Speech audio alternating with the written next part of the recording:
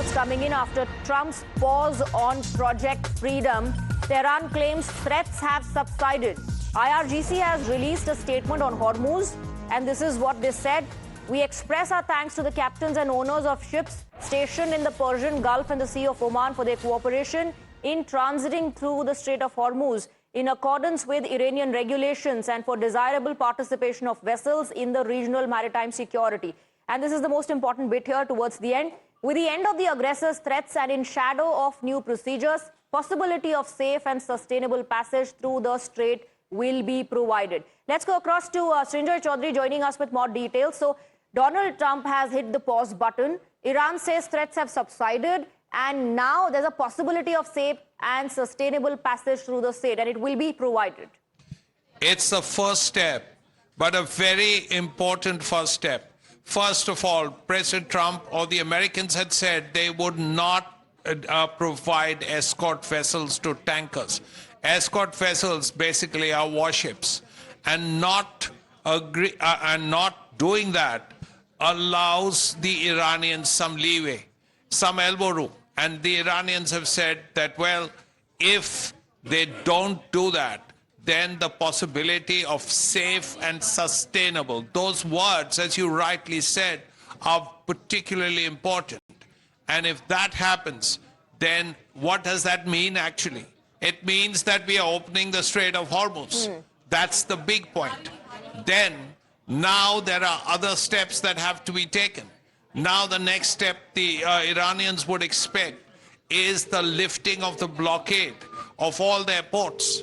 The Chinese too are very eagerly waiting for that, because 90% of their imports of oil in the past have been from Iran. So they are waiting for the lifting of the blockade. Now when that lifting of the blockade happens, then all you will have left to decide on is the nuclear issue.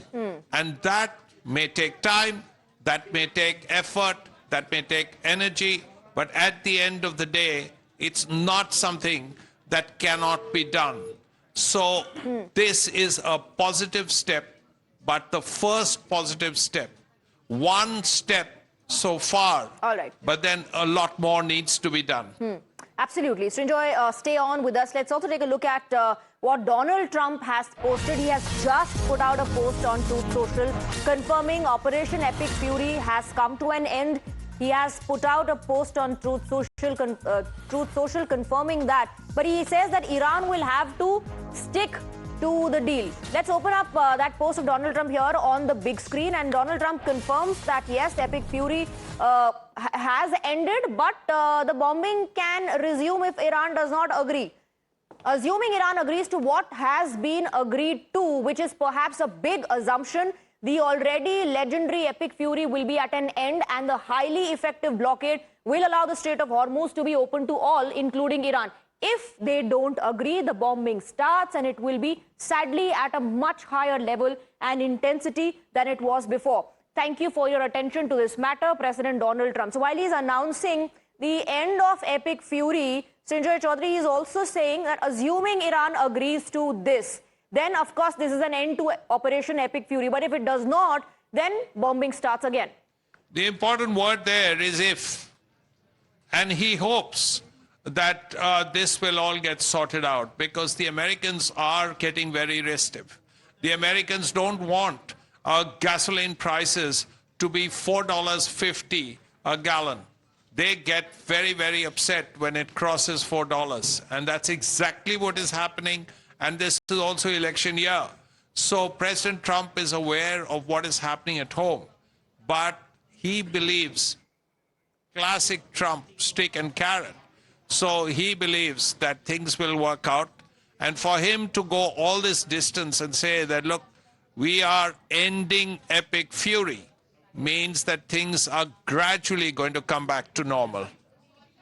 All right, Srinjoy, thank you very much for getting us the details. Now, Trump's statement comes after his top aide, Marco Rubio, confirmed that the United States has achieved its objectives in its Iran action. This announcement signals an end to direct offensive operations, even as the region remains on edge. At the same time, President Donald Trump has put a pause on Project Freedom in the Strait of Hormuz. So what does these announcements really signal?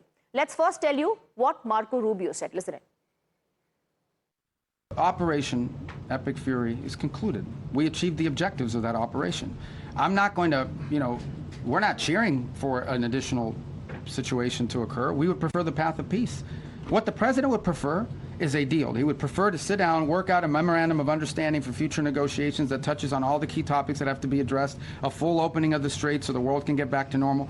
And he preferred that be negotiated through the route that Steve and Jared have been working and that all of us have been supporting. That's the route he prefers.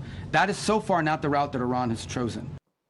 So US President Donald Trump, for now, has put a pause on Project Freedom, an operation to open the Strait of Hormuz. He said great progress has been made toward a complete and final agreement with Iran. Trump said the operation will be paused for a short period to see if an agreement with Tehran can be finalized. So let's tell you what Project Freedom is and what did Donald Trump mean by a pause as far as Project Freedom is concerned.